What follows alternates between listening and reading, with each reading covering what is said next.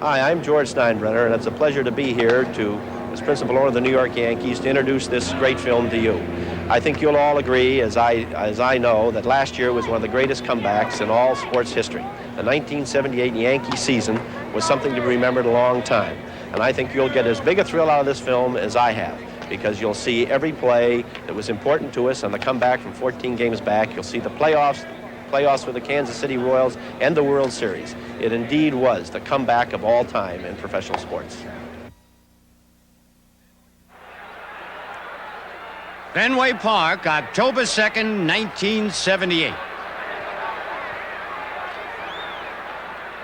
In the bottom of the 7th inning of the playoff game, the Red Sox led the Yankees 2-0. With 2 outs, Mike Torres delivers, and Bucky Dent fouls it off his foot. Ouch.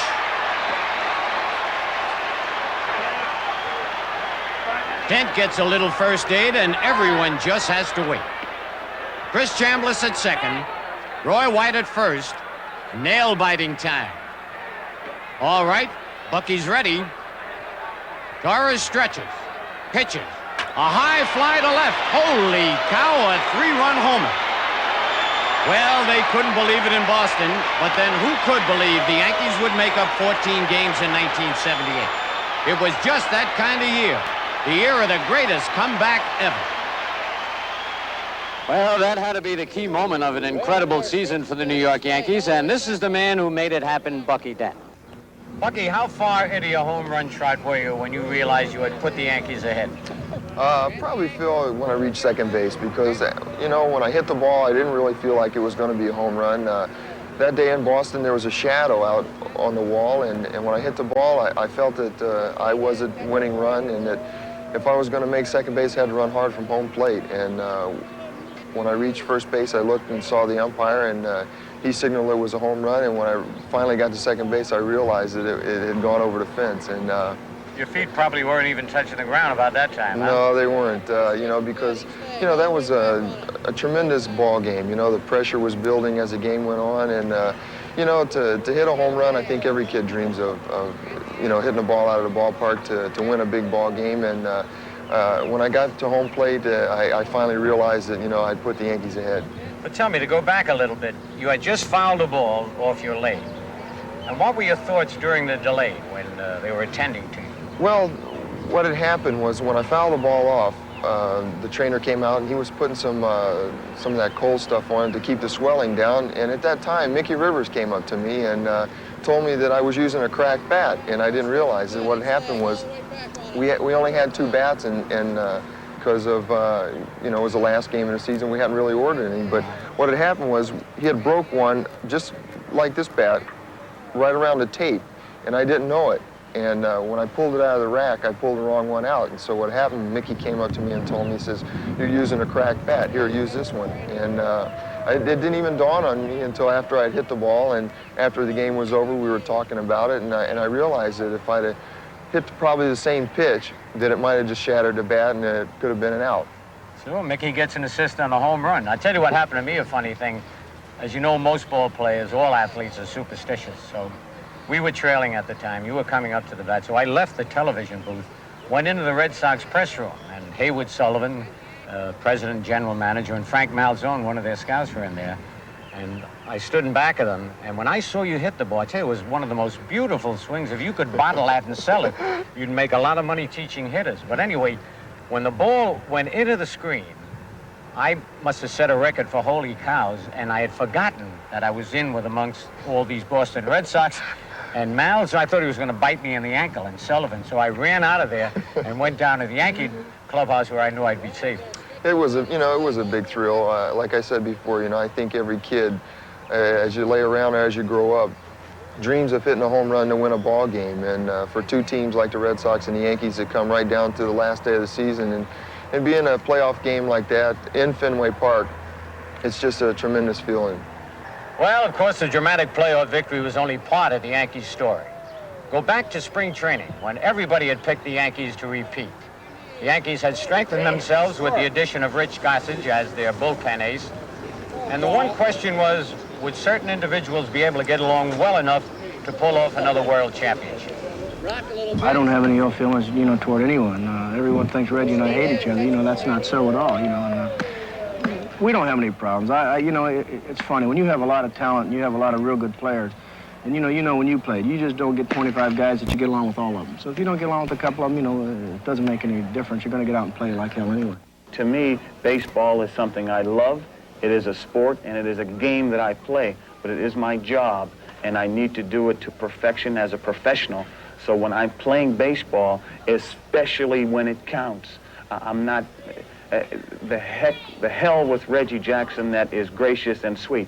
Get it done now. The Yanks had gotten the job done in '77 and were now prepared to do it again.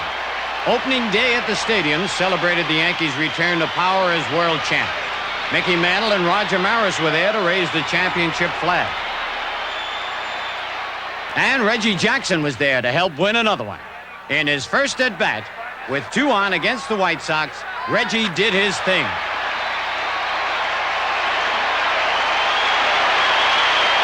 Counting the 3 homers he hit in the last game of the World Series, it was Reggie's 4th home run in his last 4 swings at Yankee Stadium. It gave the Yanks a 4-2 win and was a fitting debut for Reggie and the Reggie Candy Bar.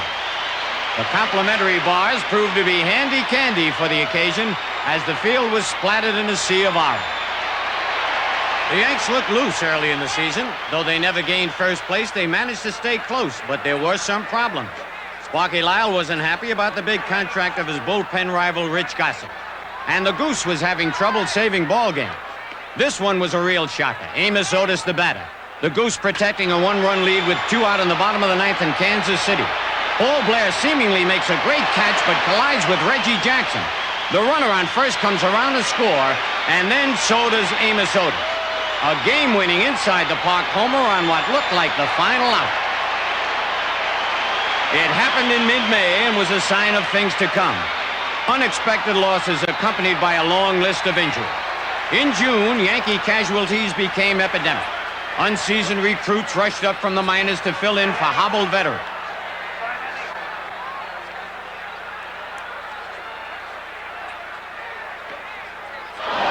While the Yankees floundered, the Boston Red Sox were busting out all over. The Yanks trailed Boston by 7 games when they had their first head-to-head meeting in late June, and then the Red Sox proceeded to set them still further back, taking 3 out of 5 in 2 series to drop the Yankees 9 games out. The Red Sox simply embarrassed their rivals, especially youngsters like rookie starter Jim Beattie. After being devoured by Boston bats, a tearful Jim Beattie was forced to make a hasty exit to the minors for some special instructions under pitching coach Clyde King. Even more painful was the sad showing of the once proud Yankee ace Catfish Hunter. For 2 years he'd struggled with a bad shoulder, but now the pain that came with every pitch had apparently triumphed. Barring an unforeseen miracle, Catfish claimed he just couldn't throw the baseball anymore. Nearly every day seemed to bring another piece of bad news, except every 5th day when this young man took the mound. Ron Guidry was still undefeated in mid-June and was the talk of all baseball. On June 17th, while on his way to a Yankee record of 13 straight victories without a defeat, Guidry struck out 18 California Angels, only 1 shy of the Major League record. The thrilled crowd stayed and cheered for its man to take a bow. If it was to be a lost season for the Yankees, at least Ron Guidry could give New York reason to cheer. Well, you know, Bucky, the Yankees really struggled in June and July. But one guy who didn't struggle and one guy you really needed was Ron Guidry, and had to be a great feeling playing in back of him. Ronnie's the type of guy you hope that you have 4 guys on your team like him, because he makes my job easier playing. He's a power pitcher, a strikeout pitcher, and he really put it all together last year. He makes it easy to play behind him because he gets the ball and he goes right after the hitters. He strikes a lot of guys out, therefore you can relax a little bit in the field. But he's a tremendous competitor, and I tell you, without Ron Guidry last year, I'd have to say the Yankees would have fallen about 25 games behind. That's for sure. You know, you mentioned one point, though, about relaxing. every once in a while that backfire on you? It does every now and then. You know, you look for him to strike a guy out, and then he'll hit the ball somewhere, and you'll be relaxed, and you just shake your head, you know. But you know, speaking about injuries, you mentioned that. The Yankees came up with so many bad injuries, including your own, and those young kids were really put on the spot.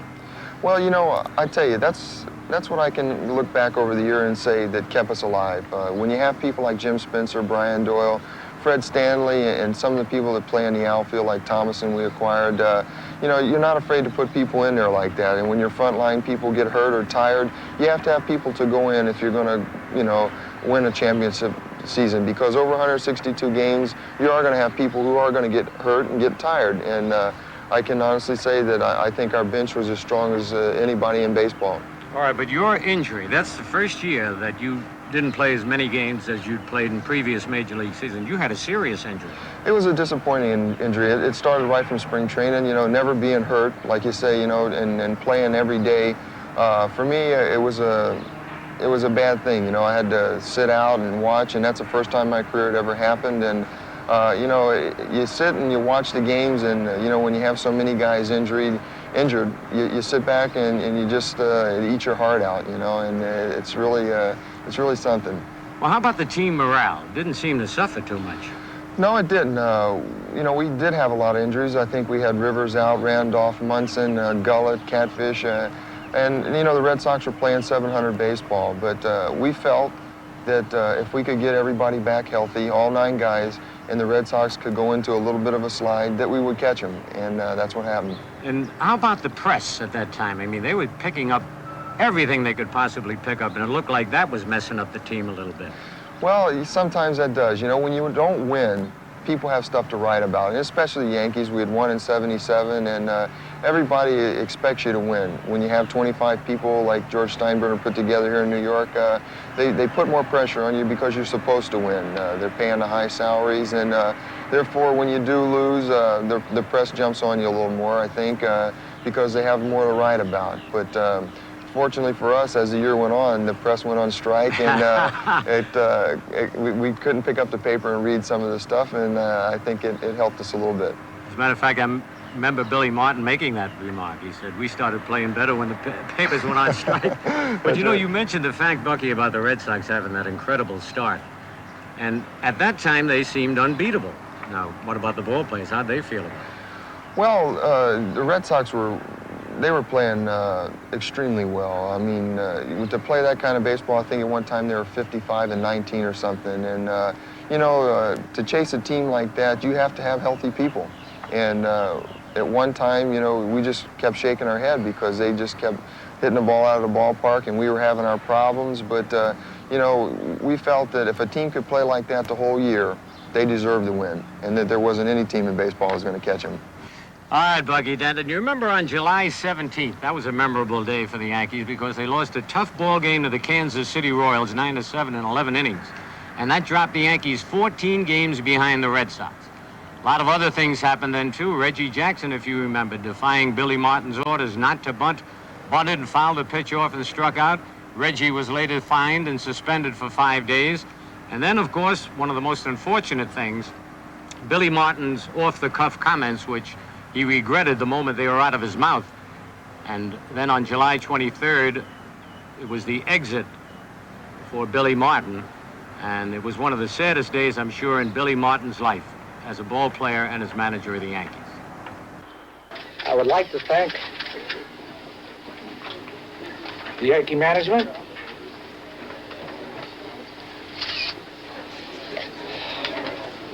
the press, the news media, my coaches, my players,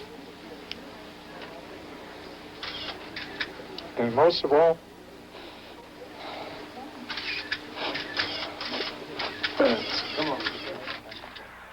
The sudden departure of Billy Martin left everybody stunned, especially a vast army of Yankee fans and some very loyal players.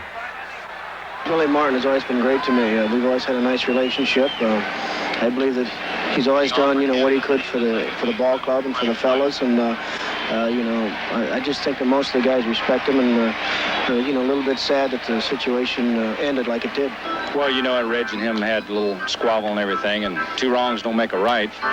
But I think Billy Martin was the type of manager that stood up and stands for what the Yankees means. Billy was gone, but Reggie Jackson still had to face the test of coming back under tense circumstances. For the way that they have interpreted the offense, and apologies and whatever, but the way I've interpreted the offense, I don't really feel I did anything wrong, But, I'm sorry I caused the guys on the club grief. I just think, if he just get in the lineup and let his bat and glove do the talking. One thing you have to say about Reggie Jackson, if he helped stir up Yankee turmoil, he also helped everyone forget it. Like Catfish said, by letting his bat do the talking. In his first week back, Reggie hit close to 600 and helped the Yankees move still a little closer to Boston. Potential jeers quickly became cheers. But the year of the Yankee comeback had only begun. Later in that same week, former Yankee greats came to the stadium for Old Timers Day, including an unexpected guest, Billy Martin.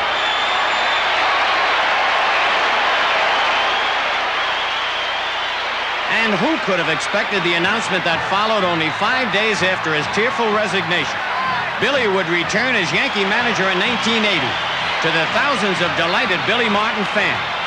This had to be news from Hollywood, not New York. In fact, both Martin and owner George Steinbrenner seemed as surprised as anyone, as if they just won an Academy Award no one dreamed existed. I quit, and the other day, I called George and told him how I apologize for what was said. I did say it. I don't know why I said it. I was angered at the time. I had no reason to say it. And I feel very bad about it. Billy Martin came to me after he had resigned. What he said to me showed me that he was a man who realized that he had maybe made a small mistake, and it was small in the total picture. I'm a free spirit, and I'm going to try to do other things that George wants me to do. And at the same time, he says he's going to try to be a little more free spirit, too. And so the free spirit of Billy the Kid would be back in 1980. But 1978 was now the responsibility of former Cleveland pitching great Bob Lemon. Contrast between the two were immediate and obvious. Billy was, of course, the scrapper, a man who'd fight and shout his way to any advantage he could get. Don't you be intimidating me. I'm not intimidating you. Don't you be intimidating me. I'm not intimidating you, but I'm going to tell you something. As far as I'm concerned, he went enough. Well, that's good enough for me. Okay. But sometimes get some help on it, too, all right? All right, buddy. That's the rule. Bob Lemon was just the opposite, the quiet man. Why stir up trouble when you've got the talent? The game is full of noted conversationalists.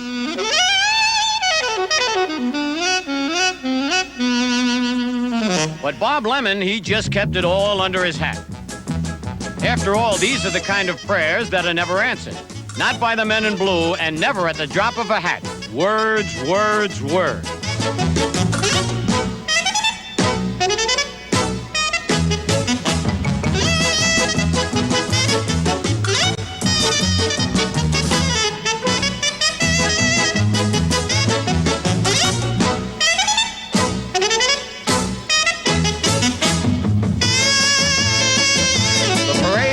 On for a philosophic bystander who'd seen it all for 34 years. Teams struggled, some managers went bats, but the quiet man's troops kept creeping up steadily and silently. Well, Bucky, we know that Bob Lemon is really a man of very few words, but he did make one statement I think might have helped turn the club around. He said, let's stop talking and win some ball games. Now, did the atmosphere really change when he came? I think it did a little bit. Bob's a very low-key guy. He doesn't say a whole lot, but I think he gains a lot of respect from the players because I feel that he gives them confidence. He's given our young players a lot of confidence. Guys like Beatty and Clay, he gives them the ball, lets them go pitch, and you know, being a pitcher and a manager now, he understands that young guys are going to make mistakes and that at certain times that they don't want to hang a curveball when they do and give up a home run. So he's an understanding type of a manager and the kind of manager I think everybody wants to play for. Well, then actually he was a peacemaker in a way. He was a big peacemaker. He came in, he told Reggie right off the bat that he needed his bat if we were going to win. And, you know, that builds guys' confidence in him. And I think that, like I said before, he's got a lot of respect from everybody on our ball club. Well, there's no doubt he knows how to handle pitches, but especially Figueroa was very important. Bob, you know, has that knack with players, you know. Figgy had a few problems, you know. He's had a little bit of problems with his arm, and I think Bob gave him that confidence that he needed to come back, and he come back and had a great year. He did, and then the early part of August, everybody was getting over their injuries. That had to be a big plus. When Bob came back, I think about a week or so after he took over the ball club, he started getting healthy people back. Mickey Rivers, Willie Randolph, a healthy catfish hunter, and I came back and we started to get the people that we needed to chase the Red Sox. And you know, like I said before, it's hard to chase a division leader like the Red Sox if you don't have healthy people.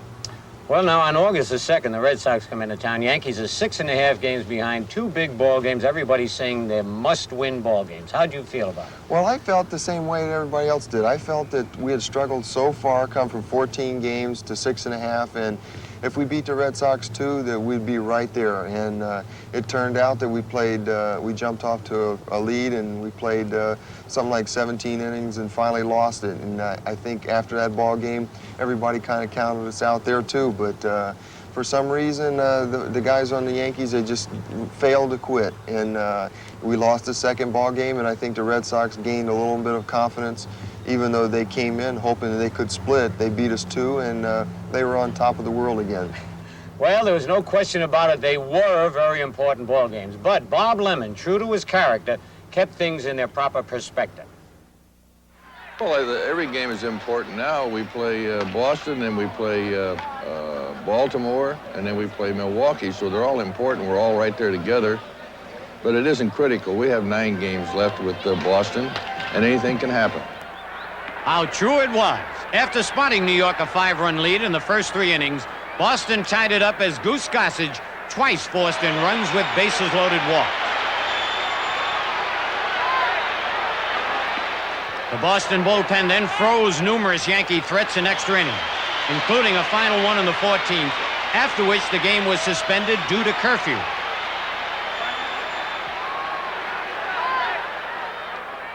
"19 hours later, the game resumed, and the Red Sox won it in the 17th inning, and then also won the regularly scheduled game 8-1.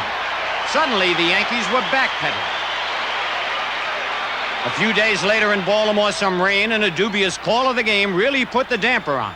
After trailing 3-0, Bob Lemon's men scored 5 runs in the 7th to take the lead, but the umpires quickly called the game.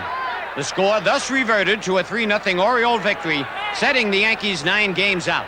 Still, the quiet man wouldn't panic. This couple of nights are the first time we've had anything close to the regular lineup in there, the ones that won the championship last year. So if we can get everybody healthy, our pitching seems to be coming around, and Big Catfish threw last night. He looked like he did in '76 when I was here.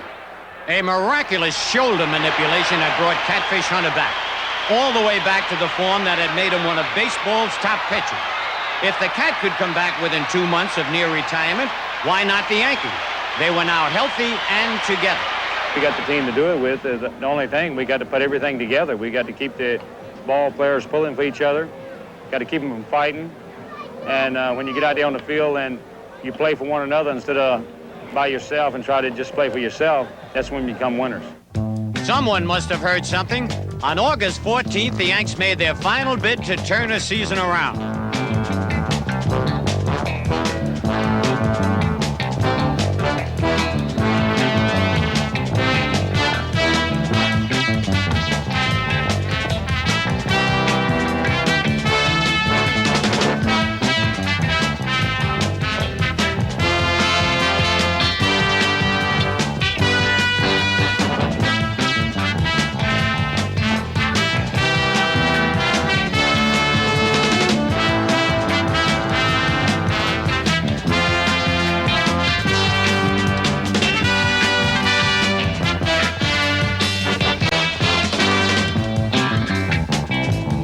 team had come together like a crystal, still led by the sparkling left arm and diamond glove of Ron Guidry.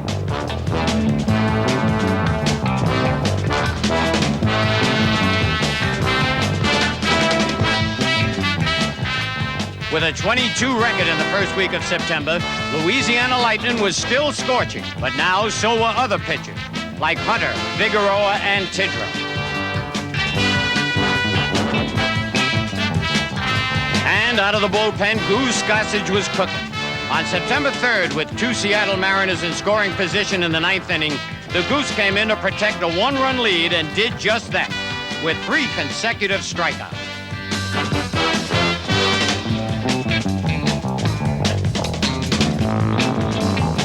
New York was now consumed in a full blaze of pennant fever. Boston was wilting, its lead was melting, and as the two teams looked ahead to a big 4-game meeting up at Fenway Park, the word around the league was that Bob Lemon's crew was smoking. Well, Bucky, just like the year before, the Yankees caught fire in August and really went into September with a full head of steam. Just what did turn it around?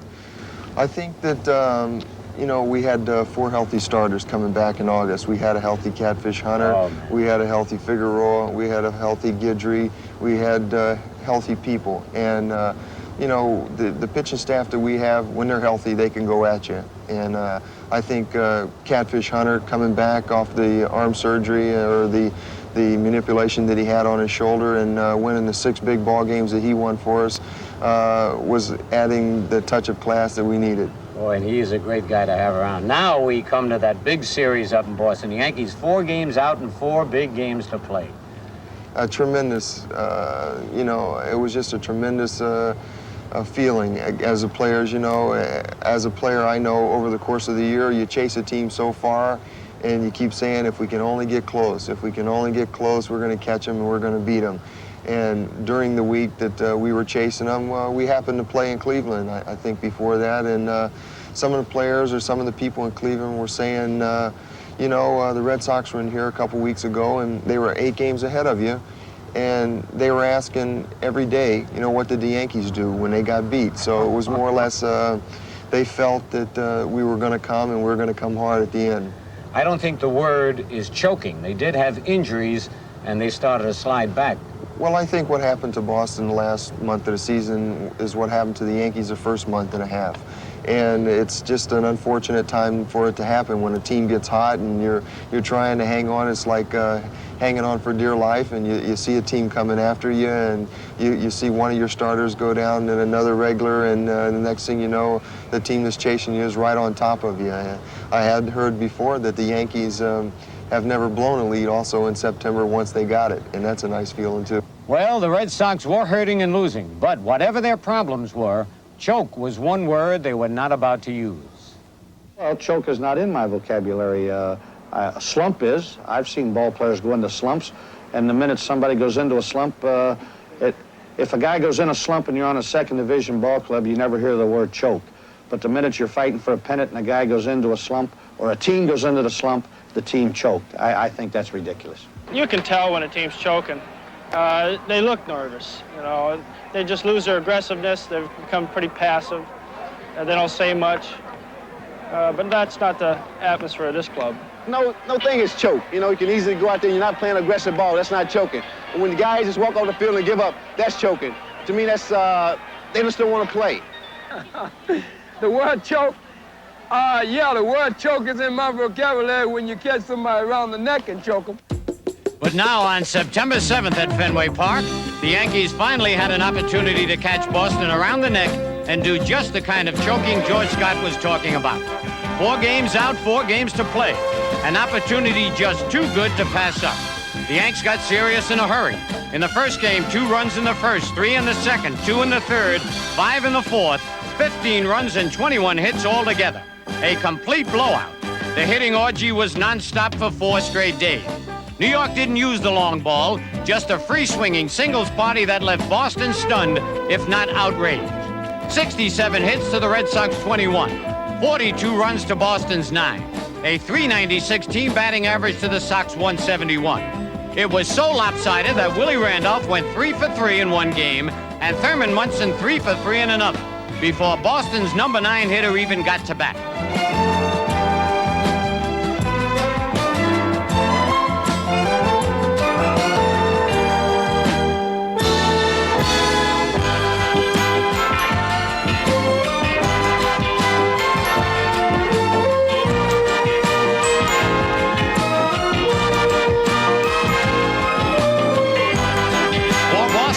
only question was, which bad news would you like to hear next? On defense, the Sox were more than generous. The two teams had switched roles since midsummer.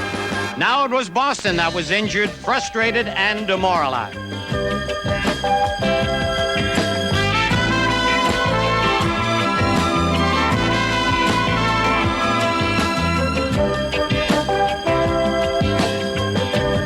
While the series was still going on, someone cracked, the Red Sox may be in first place, but they're chasing the Yankees now. In one game alone, 7 Boston errors. In boxing, they show more mercy. When you're roughed up badly, they call the fight. The Red Sox had to endure while the Yankees played near flawless baseball.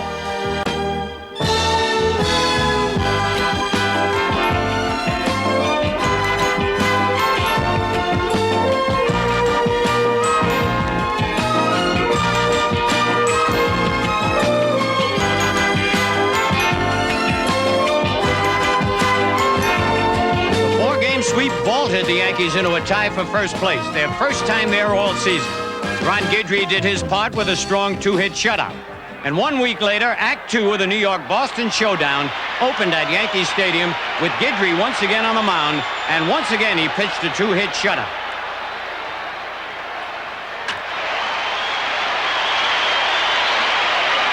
Louisiana Lightning was now at the peak of his game, and the Yankees were now on top of the Sox by 2.5 games. The next day, with the score tied in the bottom of the ninth, Mickey Rivers made his bid to stretch that lead to 3.5.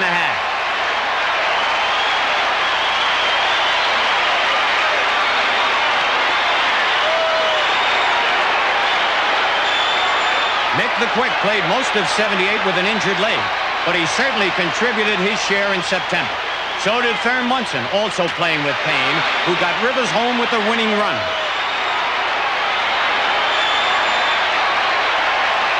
Times had changed. Both Yankee and Red Sox fans alike had little difficulty describing how they felt about their sudden turn of fortune. What's it like? Well, I guess it would be like being stranded on a desert island with Jacqueline Smith, really. I mean, things like this come around once in a lifetime. Thinking that you have the lottery, and then all of a sudden you find out the wrong numbers were reported or something. I don't know. Oh, God, it's like winning $1 million in a lottery. Maybe death. Death would be about it. The closest thing that you could come to. Oh, it's like being reborn again. I think the emotion is extreme depression. Extreme depression. Ecstasy. But September turned out to be anything but ecstatic. After being hunted by the Yankees, the Red Sox caught fire and began to do some hunting of their own. They closed the gap to 1 game as the two teams began a dance of death in the final week.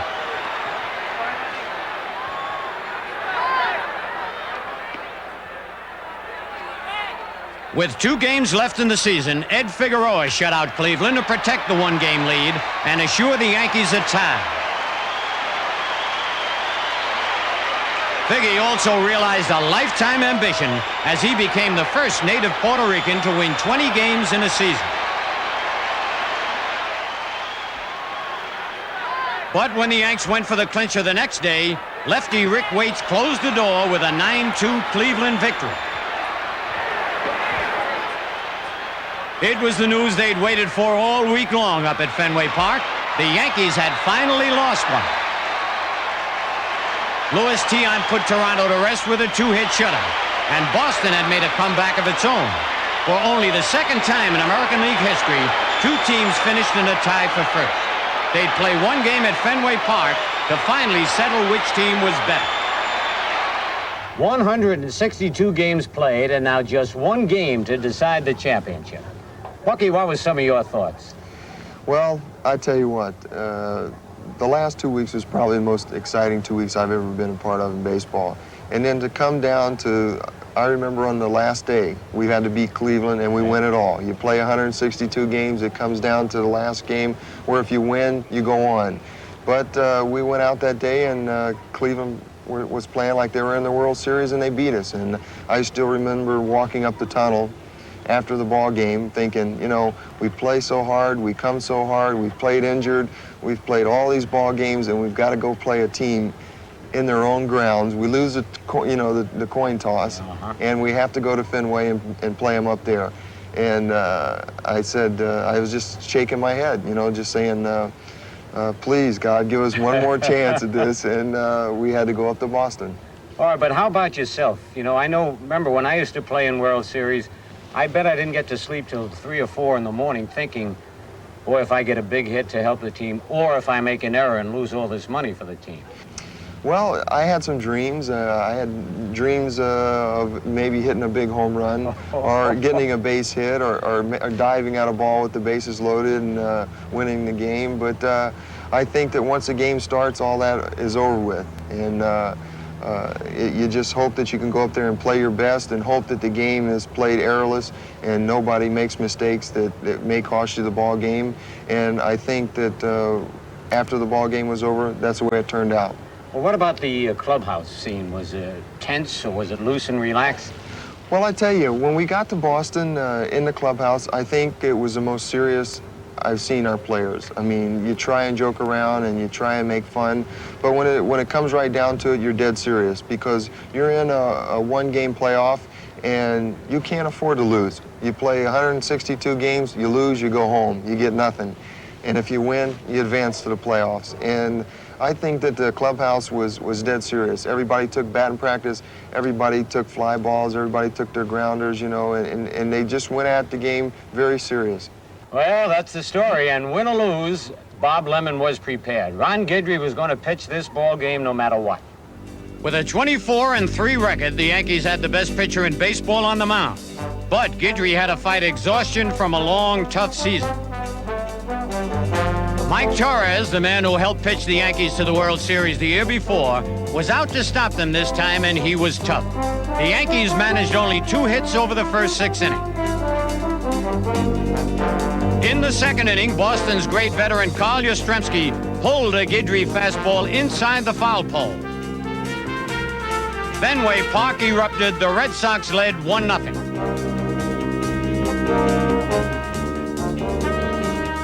Tension mounted with every inning. In the bottom of the 6th, Boston made it 2-0, and with 2 on, Fred Lynn made a bid for more. But Lou Piniella, fighting a blinding sun, made the inning-ending catch. It turned the game around. In the top of the 7th, the Yanks finally began to make progress off Torres, who had been tormenting them all afternoon. With 2 on and 2 out, Bucky Dent fouled a pitch off his foot. Like Bucky explained earlier, it was a fortunate break in the action because it gave him a chance to exchange his crack bat for Mickey Rivers' solid stick of lumber.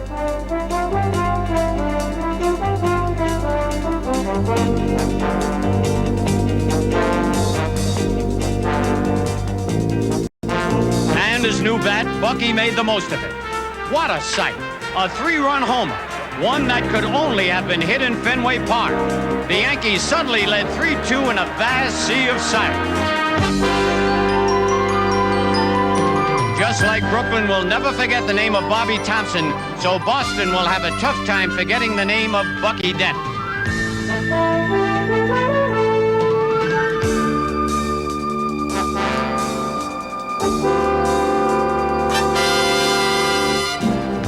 The Red Sox were staggered by the blow. The Yankees added another run that inning, and in the 8th, Reggie Jackson made it 5-2.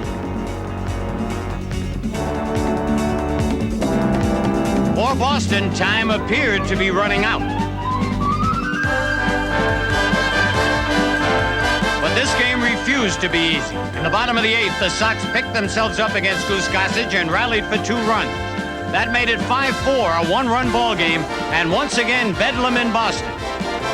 Now in the bottom of the 9th, the Yankees were desperately trying to hold off the Boston attack. Rick Burleson had walked with 1 out, and Jerry Remy followed with a shot to right. This had to be the play of the year. Lou Piniella is completely blinded by the sun, but he estimates where the ball will land and stops it from skipping by. Burleson is forced to stop at second. Had he been able to go to third, he could have tied the game on Jim Rice's ensuing fly ball. But now it's 2 outs, the tying run at third. And wouldn't you know, it had to be Yastrzemski at the bat. The Goose delivered his best, and Yaz popped it up.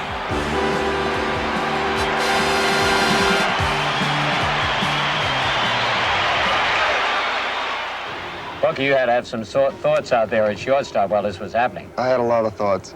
All of a sudden, it comes to you. There's 2 outs in the 9th inning. You got a guy on 1st and 3rd. You're playing in Fenway Park, and you got one of the best hitters in baseball up.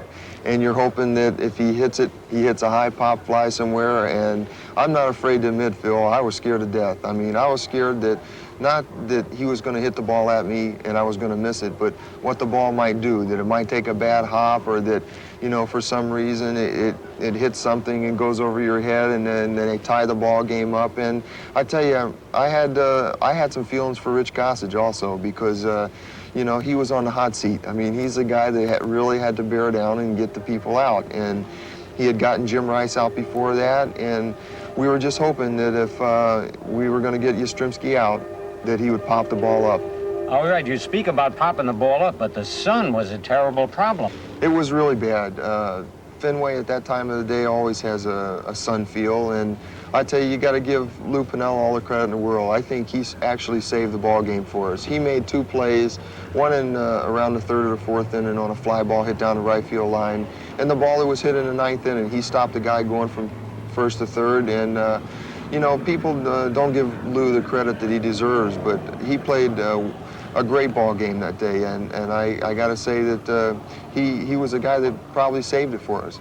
All right, now there were 2 things that happened on that play. First, it looked like Lou lost the ball in the sun momentarily, and then made that great, looked at the ground, watched it bounce up, made the catch. But how about Burleson? You think he could have gone to 3rd base? I think that he could have probably gone on to 3rd base when Lou hesitated. But then, you know, in a situation like that, you don't want to get thrown out of 3rd base because you are the tie and run.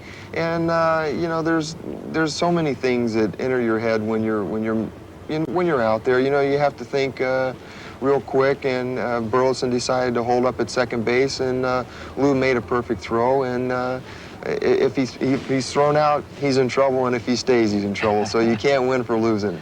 All right, but here it is. You'd think he had a chance to relax after winning the American League East Divisional title, but you've got to think about Kansas City the next night. Was there a letdown at all? I don't think so. I think that we were just glad that we were going to Kansas City. We had the big right-hander Jim Beattie, and I think that the guys felt that, you know, we'd come this far. Let's go get it all now.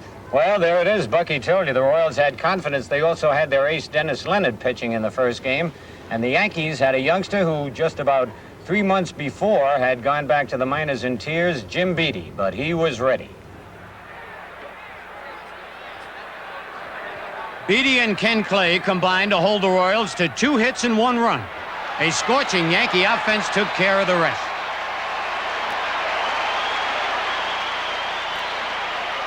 In the 8th, Reggie Jackson, now wearing his October Superman suit, stepped up with 2 men on. Ace reliever Al Roboski did his patented sight routine. Kansas City had acquired the Mad Hungarian for situations just like this. But Reggie took him downtown for 3 big runs. If anyone was psyched at that moment, it was the Royals. The Yanks won that one easy. The Royals won the next one, so the series resumed in Yankee Stadium for the best 2 out of 3. In the first game there, the 2 teams attacked each other like mad dogs. Catfish Hunter might have had an excellent outing that day were it not for one problem. George Brett. Brett is not known for hitting the long ball, except perhaps at Yankee Stadium. In this game, he hit 1, 2, 3 home runs, a league championship series record.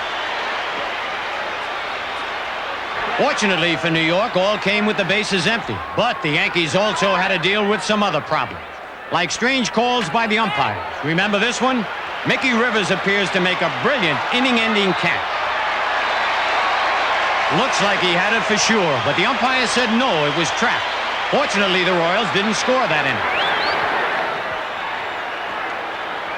Tempers really erupted in the bottom of the 4th. Greg Nettles flies to left with 1 out, Piniella at 3rd. Lou tags and steams home. As umpire Ron Luciano saw it, Piniella was out. It appeared this just might not be the Yankees' day. With old nemesis Paul Splitoff on the mound, the Yanks needed all the offense they could get. Reggie Jackson, now practically unstoppable, gave the Yankees enough to keep them in the game. This sixth-inning sacrifice fly was Reggie's third RBI of the day and put the Yankees ahead of George Brett and company 4-3. But the Royals snapped back to regain a 5-4 lead. Now reliever Doug Bird was in or protected in the bottom of the eighth. A runner at first, Thurm Munson at the plate. The ball took off for the deep gap in left center, dead man's alley, and just kept going. A 460-foot blast by a guy who had hit only 6 homers all year due to a banged-up shoulder. That won a very tough ball game and gave Yankee fans every confidence that their team would now win its third pennant in a row.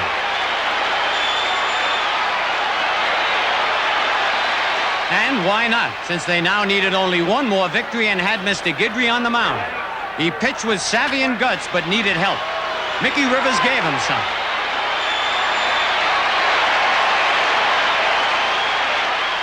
So did Greg Nettle. And then Thurman Munson, nipping speedster Willie Wilson. Clutch Yankee defense helped hold the Royals to 1 run. Greg Nettle's got that run back with a second-inning home run.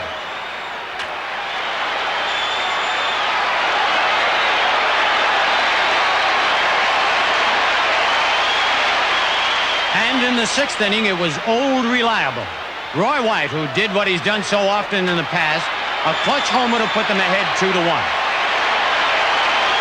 One last hero remained to clinch a pennant. Goose Gossage relieving Guidry in the 9th with nobody out. The potential tying run at second. The Goose got 2 quick outs and finally put away Pete Lecoq for the 3rd. Was it celebration time again in New York for the 32nd pennant in Yankee history.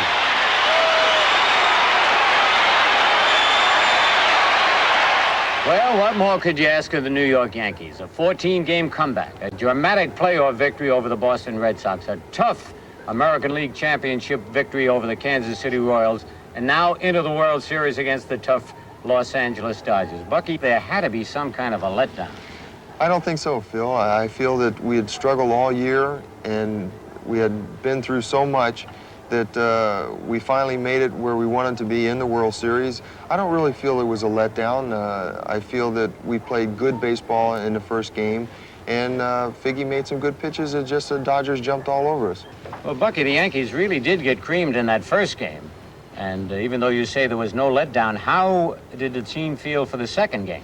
Well, we felt in Game 2, as you go to any other team's ballpark, we felt like if we could get out of Los Angeles with a split, going back to New York and playing them 3 at home, that we would be in good shape. All right, there was one of the most dramatic moments that I've ever witnessed in a ball game, and you were on second base. You probably had as good a view as anybody. The battle between that young kid Welch and Reggie Jackson. The Yankees are trailing 4-3. A runner at first base, I think it was Paul Blair. You were at second base. And I tell you, I think that was one of the greatest things that ever happened on TV. Well, it was matching a guy that had been in World Series play 5 or 6 times and had been a hero against a young kid who's come in for the first time in World Series play. And it's like putting him on stage again. A young kid against a veteran. And I actually felt that Reggie Jackson was going to get a base hit and we were going to tie the ball game up. We had played an excellent ball game that game and we had plenty of opportunities to score. We just didn't drive him in. Well, here it is, 4-3 ball game, the top of the 9th, 2 men out. Dent at second, Blair at first, and Mr. October himself, Reggie Jackson, who got so many clutch hits in playoff games and World Series. So let's watch it. Normally, with a runner at first and 2 outs, the pressure would be on the hitter. But Reggie's growing October legend shifted equal pressure on young Welch. This time, it was youth over legend.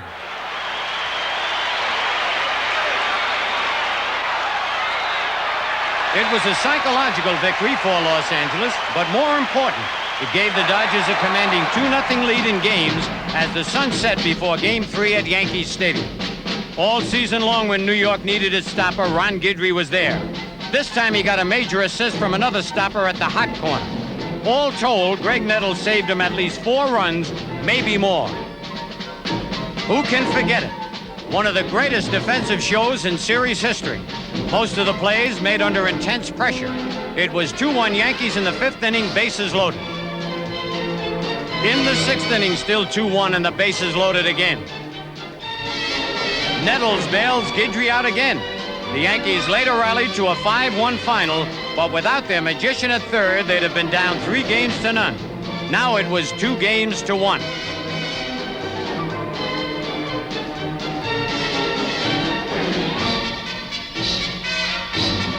Tommy John looked in command with a 3-0 lead in the 6th inning of Game 4 when the winds of fortune swirled with 2 on, 1 out. Lou Piniella's smash is dropped by shortstop Bill Russell, who steps on second to force Reggie Jackson, but then as he tries for the double play, his throw hits Reggie.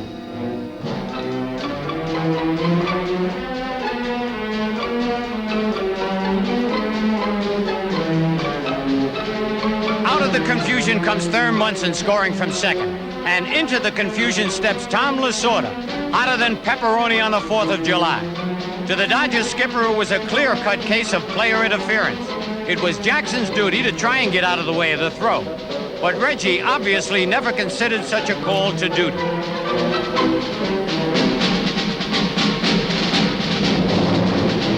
A classic example of a manager's play.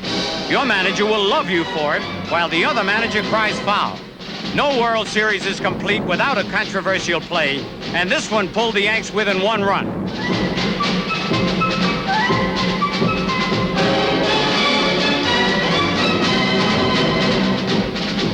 They later tied it in the 8th, and finally in the bottom of the 10th, Lou Piniella came through with the hit that finished the Dodgers. Roy White scored the winning run, and the Yankees had evened up the World Series at 2 games apiece. Comeback fever was burning in Yankee Stadium again, like a thoroughbred hitting full stride in the final length. The Yankees were now ready to pass the Dodgers.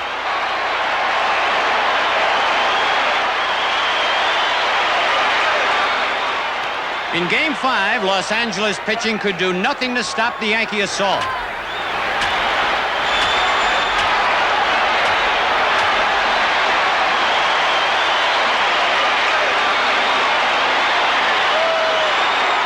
Some writers blamed the Dodger defense, but the Yankee offense totaled 18 hits and 12 runs. Plenty to keep his delirious fans happy, and more than enough for a suddenly matured Jim Beattie, who went all the way for a 12-2 victory while pitching his first complete game in the Major League.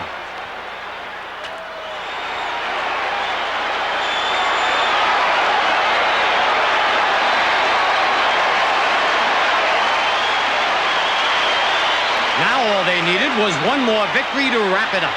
The Dodgers had to wonder just what happened to them in the Big Apple. Their one hope was that their home ballpark would provide more reassuring answers. But Los Angeles could provide few answers to the poised pitching of Catfish Hunter in Game 6. Nor could the Dodgers solve the mystery of 2 modest Yankees, Brian Doyle and Bucky Dent. Doyle, who never flinched under postseason pressure while substituting for the injured Willie Randolph, brought the Yankees from behind with this double, one of his 3 big hits in the game. The rookie, with a 192 regular season average, proved he could play when it counted. So did Bucky Dent, who delivered another big hit in Game 6. All told, Doyle and Dent, the number 8 and 9 hitters, collected 17 hits in the series.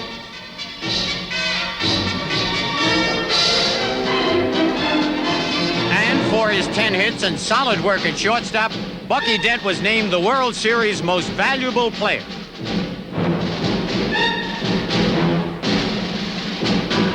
The Yankees wrapped up the 7-2 series clincher with a familiar sight.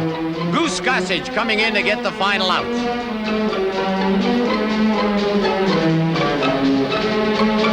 Few teams had ever come back from a 2-game-to-none deficit to win the series. And the Yankees were the first ever to do it in 6 games. While a nation of sports fans watched in wonder, the Yankee players had one last question to ask the folks who couldn't believe their final comeback victory. Next year, if we get in the series, I want to know if we're going to be underdogs again. Underdog? This year, yeah. You know, we won 3 games in New York. We were under game when the series started. We came back here and we were underdogs. I just that's right. And it was kind of like the favorite one. Thurman came to the ballpark when the series started one day. He said, you know, I wouldn't mind going home and letting the not letting the Dodgers win, but it just was embarrassing to us that we were the world champions and we're underdog. You know, why do we have to be underdog? We're good too, you know. Well, despite what Thurman and Reggie said, I don't believe the Yankees ever do want to be favored in a series or during a season. These Yankees play under great pressure and play well. Yogi Berra has said that he might have seen better Yankee teams, but never one team that played any better under pressure. So how about it, Bucky Dent? Well, I tell you, the 2 years that I spent in New York, I had never seen a team play as well when they had to. It's like you had to put our ball club with their backs to the wall and they would respond. They would go out and they would play under pressure. Guys like Brian Doyle, I give a lot of credit for. Jim Spencer. I mean, these are people who had been put under pressure in a bad situation. Brian thrown in Boston, having to play in the playoffs and having to play in the World Series, and he did a fantastic job. I thought that he could have been the most valuable player in the World Series.